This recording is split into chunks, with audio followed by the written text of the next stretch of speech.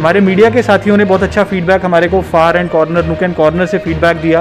Wine से जुड़ा हुआ एक क्वेश्चन है, ये भी बड़े सारे लोगों की क्वेरीज थी। जम्मू की अगर बात करें तो कल भी प्रदर्शन, आज भी प्रदर्शन, जगह जगह प्रदर्शन भी हो रहे हैं। सरकार नज़रअंदाज कर रही है। 100 मीटर के दायरे में स्कूल हैं, 100 मीटर के दायरे में मेडिकल शॉप्स हैं, लेडीज़ शॉप्स हैं सामने। केसेस जब हमारे पास आते हैं तो उन्हीं का ध्यान में लेते हुए NOCs इशू किए जाते हैं और पॉलिसी के तहत जो है एक्साइज कमिश्नर को फॉरवर्ड किया जाएगा फॉर ड्यू कॉग्निजेंस, और ताकि जो है पॉलिसी के तहत ही है जो किसी भी तरह की अलॉटमेंट की जा सके। पिक्चर जो है वो वायरल हो रही है जिसमें आप खुद भी हैं और DRDO का वो उद्घाटन की पिक्चर है। सोशल डिस्टेंसिंग की बात क्योंकि एडमिनिस्ट्रेशन अक्सर करता हुआ है और वो पिक्चर इसलिए ट्रोल किया जा रहा है कि सोशल डिस्टेंसिंग खुद एडमिनिस्ट्रेशन नहीं कर रहा है। जिस तस्वीर का आप जिक्र कर रहे हैं उसके अंदर एक हॉस्पिटल प्रीमाइसिस में सभी लोग थे, सभी लोग डबल मास्क थे। अगर आपने देखा होगा कि SOPs का पूरा फॉलो किया जा रहा था। किसी भी तरह की जो इलीगल एक्टिविटी आप हमारे कंप्लेंट सेल को जो भी रिपोर्ट करता है हमारी टीम तुरंत कॉग्निजेंस लेती है। पर जैसे जैसे हमारा हॉस्पिटल वार्ड्स डीकंजेस्ट होते जाएंगे और होपफुली बहुत जल्द ऐसा वक्त आएगा कि GMC को भी हमें कोविड की ज़रूरत ना पड़े। पिछले साल एक घर में अगर कॉन्टैक्ट ट्रेस कर पा रहे थे तो हो पा रहे थे, तो इस बार एक घर में अगर पॉजिटिव होता तो 5 लोग और भी साथ ही साथ पॉजिटिव हो रहे थे। हमारे मीडिया के साथियों ने बहुत अच्छा फीडबैक हमारे को far and corner, nook and corner से फीडबैक दिया। GMC एक बहुत पुराना इंस्टीट्यूशन है और बहुत पुराना इंफ्रास्ट्रक्चर है, लेकिन वक्त और मौके के हिसाब से जो प्रॉब्लम्स जम्मू के अंदर आती रही हैं, टर्शरी हेल्थ केयर के अंदर GMC ही हमारे लिए एक बैकबोन रहा है और हमारे डॉक्टर्स की टीम ने बड़ी मेहनत की है दिन रात की कैसे इंफ्रास्ट्रक्चर बढ़ाया जा सके। तो डेफिनेटली इलीगल माइनिंग हमारे टॉप मोस्ट एजेंडा पे है। जय हिंद, आप देख रहे हैं बाहु एक्सप्रेस। मैं हूं आपके साथ शुभम लंगे। जम्मू कश्मीर की अगर बात करें तो इस समय कोरोना की जो स्थिति बनी हुई है उस पर नियंत्रण पाने में कहीं ना कहीं जम्मू कश्मीर एडमिनिस्ट्रेशन जो है कामयाब हुआ है, जिसकी वजह से देखा जा रहा है कि अब मामले जो है उसमें कहीं ना कहीं गिरावट जो है वो भी देखने को मिल रही है। लेकिन अगर इससे पहले की थोड़ी सी तस्वीरें याद करें तो उस समय बड़े सारी आलोचना की जा रही थी एडमिनिस्ट्रेशन की। ये कहा जा रहा था कि एडमिनिस्ट्रेशन क्या तैयार नहीं था क्योंकि 1 साल पहले मिला था, उसके बाद जब सेकंड स्ट्रेन आता है कोरोना वायरस का तो उस समय एडमिनिस्ट्रेशन को पुख्ता इंतजाम रखने चाहिए थे क्योंकि देखा ये जा रहा था। और जो तस्वीरें सोशल मीडियाज पर जा रही थी वो ये थी कि ऑक्सीजन की कमी है, बेड्स की कमी है, बड़ी सारी चीज़ें जो थी वो दिखाई जा रही थी। मैं उस पर बात करने के लिए बड़ी सारी चीज़ें जो इस समय सिचुएशन है करंटली अगर करूं जम्मू कश्मीर की तो जम्मू की खास करके, तो इस पर बात करने के लिए हमारे साथ जम्मू DC अंशुल गर्ग जी जो है वो मौजूद हैं। तमाम बातचीत, जितने भी सवालात आपके थे, जितनी भी क्वेरीज आपकी थी, मैं कोशिश करूंगा सर से बातचीत करने के लिए क्योंकि समय बड़ा बिजी रहता है इनका और काफ़ी दिनों बाद जो है वो हमें मौका मिला है सर से बात करने का और कोशिश करेंगे जितने सवालात हैं कम समय है उसी में क्लियर करने की कोशिश करूंगा। सर पहले तो आपका स्वागत है बाहु एक्सप्रेस। बहुत बहुत शुक्रिया, थैंक यू। अंशुल जी, एक चीज़ जानना चाहता हूँ आपसे मैं, बीइंग ए DC जम्मू, जब आप यहाँ आए और सिचुएशन क्योंकि कोरोना पैंडेमिक की बात करें तो ये नया है, सबके लिए चैलेंजिंग है।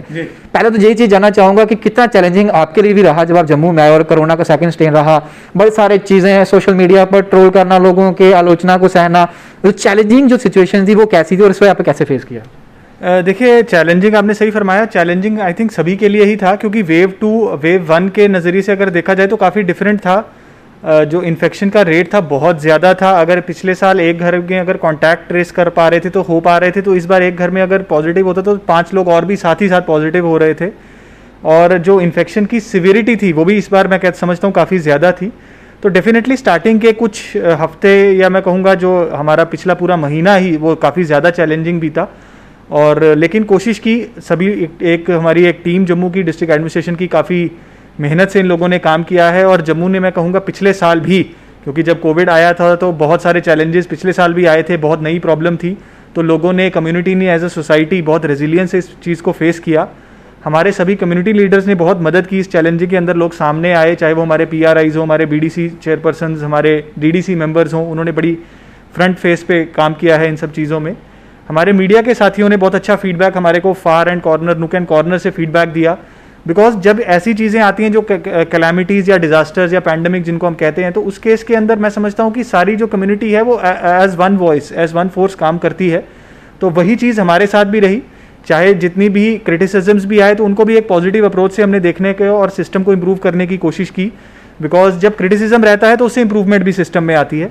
तो वही हमारा एक नज़रिया शुरू से बना हुआ था, उसी नज़रिए को लेकर हम आगे बढ़ते चले जा रहे हैं। तो उम्मीद करेंगे जो सिचुएशन आज के टाइम पे हम बेहतर देख पा रहे हैं, चाहे वो पॉजिटिविटी की बात हो, बेड ऑक्यूपेंसीज की बात हो, ऑक्सीजन जनरेशन का इंफ्रास्ट्रक्चर हो, सभी फ्रंट्स पर वैक्सीनेशन हो, उन सभी फ्रंट्स के ऊपर काफ़ी मेहनत करने की हमने कोशिश किया और आगे आने वाले टाइम्स में हमारी यही कोशिश रहेगी कि सिस्टम को और बेहतर बनाया जा सके और रिजिलियंट बनाया जा सके और लोगों की कोऑपरेशन से इस समस्या से जहां जिस तरीके से हम बाहर आए हैं आगे भी इसका एक पॉजिटिव सिलसिला चलता रहे।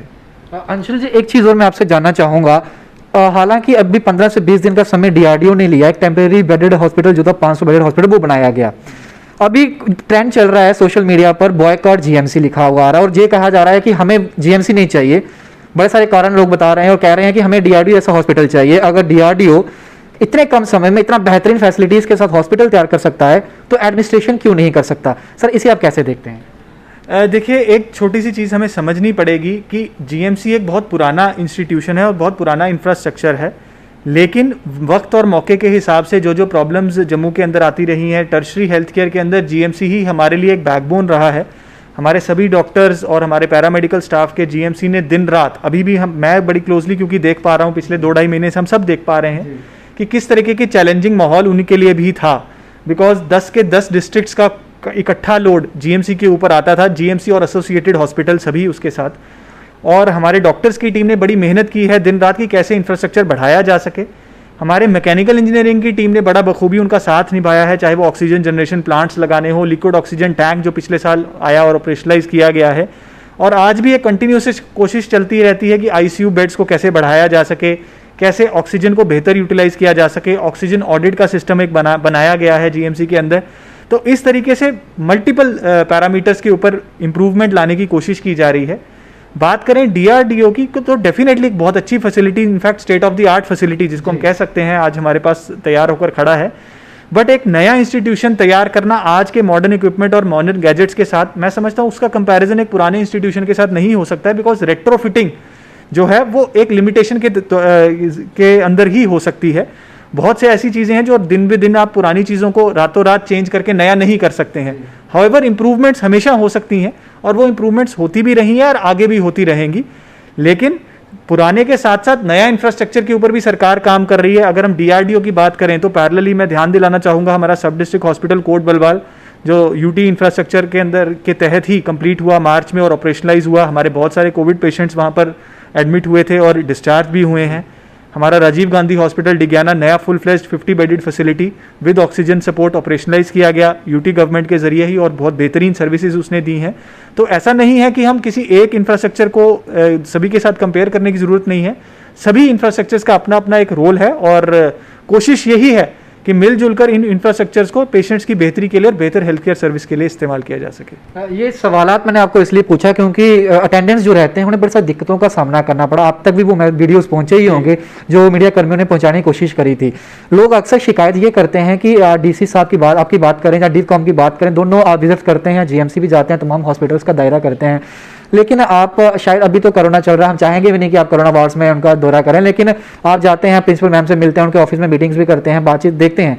लेकिन जो मान एग्जाम्पल ऑर्थो का जो वार्ड है उसका जो वॉशरूम है, उन वॉशरूम कंडीशंस जो हैं वो फैसिलिटीज़ वहाँ पे इतनी अच्छी नहीं है कि अटेंडेंस भी यूज़ कर सके, क्योंकि एक ऑर्थो का अगर पेशेंट है उसको अगर अपना टांग का ही कोई ट्रीटमेंट है तो उसको जो फ्लश यूज़ करना है वो भी देसी है, इंग्लिश वहाँ भी अवेलेबल नहीं है। ये बेसिक चीज़ें जो वहाँ पर हैं वो चीज़ें जब नहीं मिल रही हैं, इस वजह से अटेंडेंस जो हैं वो फिर इल्ज़ाम जो है वो एडमिनिस्ट्रेशन पर लगाते हैं। डॉक्टर्स बखूबी काम कर रहे हैं, ये सभी को पता है, इसी वजह से अभी जो डेथ रेट है वो भी कम हो रहा है और जो कोविड के केसेस हैं उनमें भी गिरावट देखने को मिल रही है। उसमें कोई हमें दोराया भी नहीं है। लेकिन एक चीज़ जानना चाहता हूँ, जो बेसिक नीड्स हैं जो अटेंडेंट्स को मिलनी चाहिए, जो पेशेंट्स को मिलनी चाहिए, क्या आपके संज्ञान में ये चीज़ है? क्या इसके ऊपर डीसी जम्मू जो है या डिफकॉम जम्मू काम करने जा रहे हैं?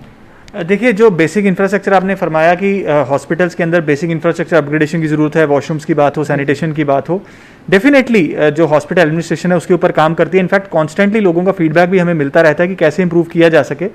बट जैसा आपने सही फरमाया कि कोविड के दौरान जब कोविड हॉस्पिटल किसी को डिक्लेयर किया जाता है तो इंफ्रास्ट्रक्चर इंप्रूवमेंट इमीडिएटली उस तरीके से पॉसिबल नहीं हो पाती है, बिकॉज उस तरीके का लेबरर्स, कंस्ट्रक्शन मटीरियल और वो सब चीज़ें इमीडिएटली अंदर नहीं पहुंचाई जा सकती हैं। और एज ऑफ नाउ हम क्रिटिकल केस लोड के ऊपर चल रहे थे पिछले 1-1.5 महीने से, पर जैसे जैसे हमारा हॉस्पिटल वार्ड्स डीकंजेस्ट होते जाएंगे और होपफुली बहुत जल्द ऐसा वक्त आएगा कि जीएमसी को भी हमें कोविड की ज़रूरत ना पड़े और जो सीरियस केसेस हैं उनको बहुत हद तक हम आईसीयू या दूसरे वार्ड्स में लिमिट कर सकें, उसके बाद डेफिनेटली एक मैसिव स्केल के ऊपर अपग्रेडेशन की जा सकती है और जो बेसिक फैसिलिटीज़ हैं उनको अटेंडेंट्स के लिए भी और पेशेंट्स दोनों के लिए इंश्योर किया जा सकता है। एक मैसेज हो रहा है, लोग जो हैं वो परेशान थे कंस्ट्रक्शन मटेरियल को लेकर, आपके द्वारा एक रेट लिस्ट भी फाइनल किया गया उसको। एक चीज़ जानना चाहता हूँ, यहाँ पर बोला जाता है माइनिंग माफिया काम कर रहा है, ये कर रहा है, आपके संज्ञान में होगा इसलिए आपने रेट लिस्ट जो जारी किया, लेकिन अगर अब भी कोई इंसान उस रेट लिस्ट के अलावा चार्ज करता है तो क्या एक्शन होगा और कोई क्या नंबर, क्योंकि आपने तहसीलदार लेवल तक जो है उनको रिक्रूट किया है कि आप उनको देख रेख में होगा, लेकिन अभी उनकी भी ड्यूटी जो है कोविड में लगी हुई है, अगर कोई कंप्लेंट करेगा तो कितनी जल्दी संज्ञान लिया जाएगा और क्या कोई नकेल कसी जाएगी इन लोगों के ऊपर? देखिए, माइनिंग डेफिनेटली एक कॉज ऑफ कंसर्न हम सभी के लिए था, दोनों लिहाज से। एक था कि हमारे बहुत सारे मेजर प्रोजेक्ट्स चल रहे हैं तो उनको सफिशिएंट क्वांटिटीज़ में मटेरियल अवेलेबल नहीं हो पा रहा था, बिकॉज ई ऑक्शंस के बाद रजिस्ट्रेशंस और माइनिंग को ऑपरेशनलाइज करने में थोड़ा वक्त लगा। जम्मू में आज की डेट में 10 जो है मिनरल ब्लॉक्स हैं जो ऑपरेशनलाइज्ड हैं और काम कर रहे हैं। पिछले 3-4 दिनों में हमने काफ़ी पुश देने की कोशिश की और 3 और लीज होल्डर्स को रजिस्टर किया गया है और आगे आने वाले हफ्ते में हमारी कोशिश है कि 5 और लीज होल्डर्स को रजिस्टर किया जा सके ताकि मटेरियल जो है वो सफिशिएंट क्वांटिटीज़ में अवेलेबल रहे। बिकॉज जो प्राइस मैकेनिज्म है हम सब समझते हैं एक बेसिक डिमांड एंड सप्लाई का बैलेंस रहता है। जैसे जैसे सप्लाई को हम बढ़ाते जाएंगे तो वैसे वैसे प्राइसेस जो हैं अपने आप डाउन हो जाती हैं। लेकिन कुछ लीज होल्डर्स के भी कंसर्न्स थे जो उन्होंने एक सीनियर लेवल वीसी के अंदर भी प्रोजेक्ट किए थे कि जो रेट्स नोटिफाइड थे शायद काफ़ी कम थे मार्केट के एक्चुअल रेट्स की बदौलत, तो इसलिए हमने हल्का सा रिवीजन जो डिस्ट्रिक्ट लेवल कमेटी जिसका मैंडेट है उस कमेटी ने डिस्कस करके उनको थोड़ा सा बढ़ाया है और उनको एडिक्वेटली पब्लिसाइज भी किया गया है। उसी ऑर्डर के अंदर हमने कंप्लेंट नंबर्स भी जारी किए हैं, हमारे एडिशनल डीसी साहब उसके नोडल ऑफिसर हैं और सभी तहसील लेवल पर कमिटीज़ बनाई गई हैं जहाँ पर हमारे कंसर्न डिपार्टमेंट चाहे माइनिंग हो, हमारा इरीगेशन एंड फ्लड कंट्रोल हो, फिशरीज़ हो या फॉरेस्ट हो, सभी के मेंबर्स को रखा गया है और हमारे पुलिस की टीम को भी रखा गया है ताकि किसी को भी कंप्लेंट हो तो अपने लोकल लेवल की कमेटी को वो अप्रोच कर सकते हैं, कंप्लेंट्स का जायज़ा लिया जाएगा। साथ ही साथ इलीगल माइनिंग के ऊपर एक पैरेलल एक्सरसाइज हमारी कंटिन्यूसली चलती है कि इलीगल व्हीकल्स जहाँ भी हमें पाए जाते हैं तो हमारी टीम्स तुरंत रिपोर्ट करती हैं और मटीरियल को भी सीज किया जाता है, पेनल्टीज़ भी इम्पोज की जाती हैं। अगर मैं पिछले 3 महीने की बात करूं तो तकरीबन 200 से ज़्यादा गाड़ियां इस केस के अंदर सीज की गई हैं जहां जहां इलीगल मटेरियल पाया गया था और सिमिलरली चलानिंग भी जो है डिस्ट्रिक्ट मिनरल ऑफिसर और उनकी टीम कर रहे हैं। तो डेफिनेटली इलीगल माइनिंग हमारे टॉप मोस्ट एजेंडा पे है। किसी भी तरह की जो इलीगल एक्टिविटी आप हमारे कंप्लेंट सेल को जो भी रिपोर्ट करता है हमारी टीम तुरंत कॉग्निजेंस लेती है। वाइन से जुड़ा हुआ एक क्वेश्चन है, ये भी बड़े सारे लोगों की क्वेरीज थी क्योंकि वाइन्स अभी लाइसेंस की उसकी ऑक्शनिंग की गई थी, अभी दुकानों को खोलने के परमिट दिए गए हैं।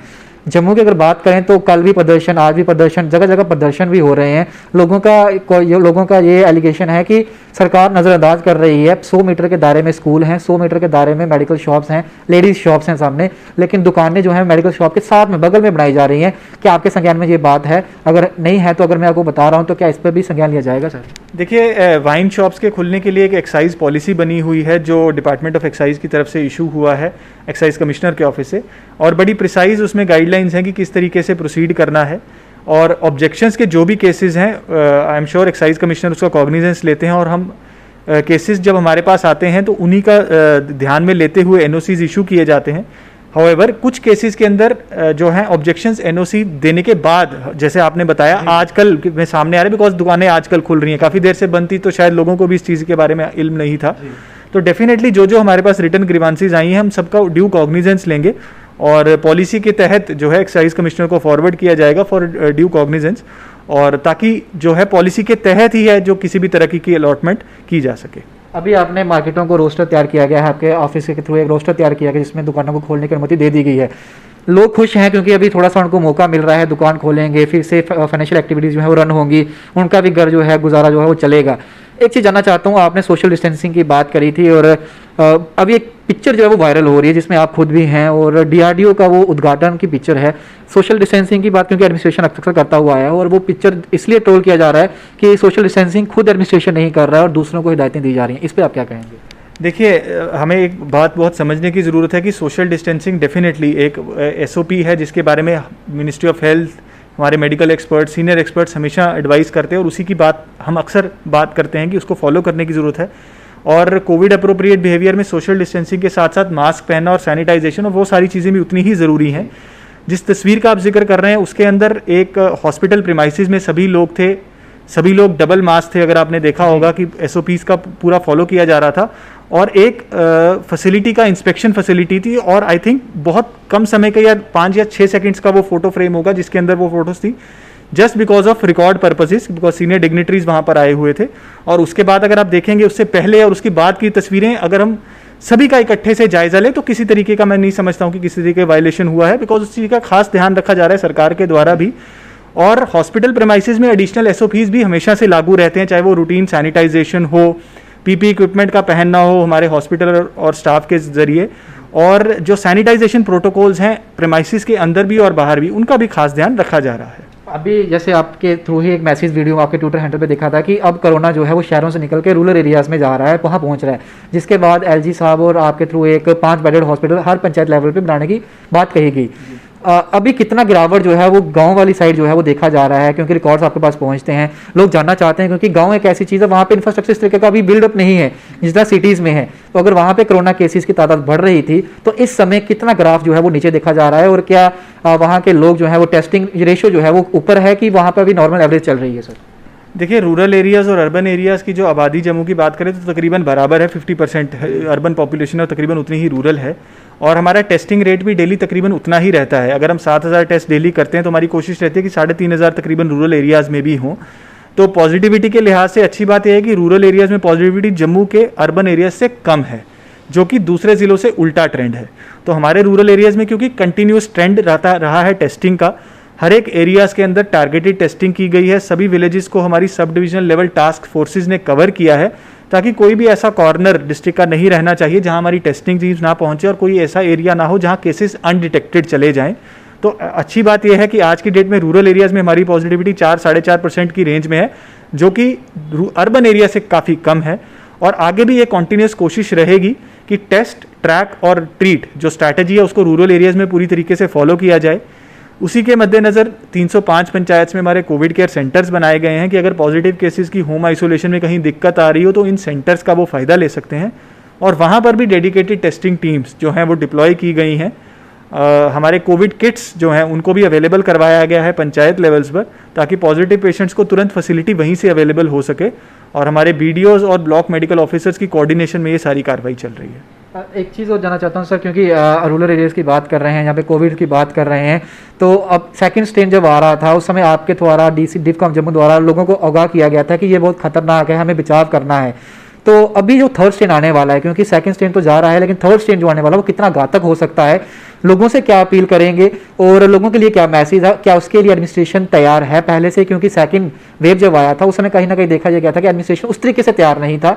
और थर्ड स्ट्रेन कितना घातक है, किन के लिए घातक है, ये अगर नॉलेज में है तो दर्शकों तक साझा कर दें। देखिए, थर्ड स्ट्रेन क्या है, क्या होगा या नहीं होगा, इसके बारे में मैं समझता हूँ मेडिकल और पॉलिसी एक्सपर्ट्स, हेल्थ एक्सपर्ट्स ज़्यादा बेहतर बता सकते हैं। एक छोटी सी चीज़ जो मैं ज़रूर कहना चाहूँगा कि प्रिपेयर्डनेस जो है एडमिनिस्ट्रेशन और कम्युनिटी दोनों की रहनी चाहिए। और ये देखा भी गया है, पूरे विश्व में देखा गया, भारत के दूसरे हिस्सों से भी यही मैसेज आ रहा है कि कोविड अप्रोप्रिएट बिहेवियर सबसे बेस्ट हथियार है हम सभी का किसी भी तरीके की वेव से लड़ने के लिए। तो चाहे वो मास्क पहनने की बात हो, दूरी बनाने की बात हो, और कम से कम घर निकलने की जो बात कही जा रही है बार बार, मैं समझता हूँ उसी को हमें फॉलो करने की बहुत ज़्यादा ज़रूरत है। कम्युनिटी की जब तक प्रिपेयर्डनेस अच्छी रहती है तो एडमिनिस्ट्रेशन की प्रिपेयर्डनेस अपने आप बहुत बेहतरीन रहती है। और जहाँ तक इंफ्रास्ट्रक्चर की बात है तो उसके लिए एडमिनिस्ट्रेशन एक लॉन्ग टर्म पर्सपेक्टिव के साथ भी चल रहा है कि सभी हॉस्पिटल्स को इक्विप किया जा सके बेहतर से बेहतर तरीके से। एडिशनल मैन पावर की रिक्रूटमेंट भी ऑल अक्रॉस चल रही है, और कंटिन्यूस जो है हेल्दी लर्निंग प्रैक्टिसेस का इंटरचेंज भी चल रहा है कि कंट्री के दूसरे हिस्सों में अगर कोई अच्छी प्रैक्टिसेस फॉलो हो रही है उनको भी अडॉप्ट किया जा रहा है, ताकि आगे आने वाले टाइम्स के लिए हमारी टीम्स बेहतर प्रिपेयर्ड रहें। सर आखिर में पूरी जनता जम्मू की अगर बात करें तो आपको शुक्रिया करना चाहते हैं एक चीज़ के लिए। RT-PCR टेस्टिंग जो की जा रही थी पहले, उसकी जो रिपोर्ट थी वो ऑफलाइन लेने के लिए लोगों को लाइन पे धक्के खाने पड़ रहे थे। हमने रिपोर्ट किया उसको। जम्मू की अगर बात करें तो जम्मू में जम्मू लोचन जो सेंटर है वहाँ पे रिपोर्टिंग के लिए जाना पड़ता था लोगों को 3-3 घंटे 4-4 घंटे। कुछ लोग इतने परेशान थे, उनको अगर बाहर जाना पड़ता था तो उनको 6 दिन तक इंतजार करना पड़ता था, किसी कारणवश रिपोर्ट नहीं मिलती थी। और देखा भी जाता था कि लाइन में लोग लगे हैं, कौन पॉजिटिव है कौन नेगेटिव ये भी पता नहीं था। आपके द्वारा फिर से उसे वर्चुअली कर दिया गया है, फ़ोन पे जो है वो रिपोर्ट पहुंच जाएगी। ये जानना चाहता हूँ सर, पहले क्या इसको संज्ञान में था? क्योंकि पहले पिछले साल ये फ़ोन पे अवेलेबल हो जाती थी, लेकिन इसके बाद बीच में डिले किया गया, फिर से आपके द्वारा शुरू किया गया है। क्या किसी प्रकार की कोई प्रॉब्लम फिर से तो नहीं आएगी इसमें? लोगों को जो है फिर से धक्के तो नहीं खाने पड़ेंगे लाइन्स में? देखिए आरटीपीसीआर को जो एसएमएस सर्विस पिछले साल ज़रूर एक्टिवेटेड थी, तो इस साल भी हमने फर्स्ट वीक ऑफ मई से इसको एक्टिवेट किया है। आज की डेट में तकरीबन 16,000 लोगों को एसएमएस के जरिए जो है रिपोर्ट भेजी जा चुकी है। अब दूसरे डिस्ट्रिक्ट्स के लिए भी हमने एक जो एनआईसी के जरिए एक फैसिलिटी एक्टिवेट की है, तब बाकी डिस्ट्रिक्ट्स भी इसी तरह की प्रैक्टिस फॉलो कर सके जो एसएमएस बेस्ड रिपोर्ट सिस्टम है। क्योंकि जो आसिफ ने सही कहा कि जो केस है जो पॉजिटिव है या नेगेटिव है उसको नहीं मालूम है जब तक उसके पास रिपोर्ट नहीं आई है, तो उनकी फैसिलिटेशन के लिए एक्सरसाइज एक्टिविटी को जो इस ऐप को और ज़्यादा स्ट्रीमलाइन किया गया है एसएमएस बेस्ड सर्विस को। और आगे आने वाले टाइम्स में भी जो ई सर्विसेज है उसके ऊपर डिस्ट्रिक्ट का खास फोकस रहेगा, ताकि जो डोर स्टेप सर्विस जिसको हम कहते हैं तो लोगों के मोबाइल्स पर ही उनको अवेलेबल रहे। बहुत बहुत शुक्रिया सर, आपने अपना कीमती समय हमें दिया और तमाम जितनी क्वेरीज जनता की थी उसका आपने बखूबी उत्तर भी दिया, और आपके आने वाले कार्यकाल के लिए बहुत बहुत शुभकामनाएं। बहुत बहुत शुक्रिया, थैंक यू सो मच। तो आपने देखा हमारे साथ डिप्टी कमिश्नर जम्मू अंशुल गर्ग जी थे। सीधी बातचीत हमने इनसे करी है, तमाम क्वेरीज जो आप लोगों की थी वो इनसे पूछी हैं। जितने भी मुद्दे आप लोग चाहते थे कि एक डीसी जो है वो बताएं, आपके साथ इन्होंने पूरे क्लियर किए हैं। और तीसरी वेव आने वाली है नहीं आने वाली है, इन्होंने खुद कहा है कि उसका एक्सपर्ट्स और मेडिकल स्टाफ जो है बड़ी भांति बता सकता है, लेकिन इन्होंने खुद ये इतनी चीज़ कही है कि जो अप्रोप्रिएट बिहेवियर है कोरोना के लेकर जो दिया गया है, जो एसओपीज गाइडलाइंस जारी की गई हैं, सबसे पहले हमें उसी को जो है फॉलो करना चाहिए और साथ ही में अपनी प्रिपेयर्डनेस जो है उसे बरकरार रखना है, उसमें कोताही जो है वो नहीं बरतनी है। तमाम सवालात किए गए हैं, बखूबी उत्तर भी दिया है। आज की खास मुलाकात हमारी इन्हीं के साथ थी। फिर मिलेंगे किसी नई पर्सनैलिटी के साथ, तब तक के लिए आप बने रहिए बाहु एक्सप्रेस पर। मुझे रितेश डोगरा को दीजिए इजाजत। जय हिंद। कभी बेड सोने के अलावा खेल का मैदान होता है, खाने की मेज पर खाने के अलावा अपनों का साथ होता है। इसीलिए तो हम कहते हैं कि एक मकान घर तब बनता है जब वो KS फर्नीचर से सजता है।